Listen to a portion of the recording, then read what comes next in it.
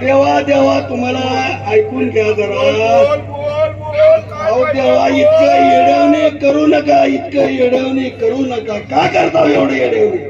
अरे काय सांगू मर्दा, सांगा महाराष्ट्र मुलकामध्ये मी बघतो सांगा सांगा. सगळे असणारे लांडगे आणि चोरच असणारे प्रशासनात बसले. चोरायती सगळे चोरायती. काय सांगावं लागा, रोज असणारे एक पोरग मरतोय. देवा, आमचा गैरसमज होता ते फक्त मराठ्याची जायती, पण ते तुम्ही लांडगा चोरा म्हणायला लागला. अरे मराठीची असते तर आरक्षण दिलं असतं की. खरंय खरंय देवा तुमचं खरंय.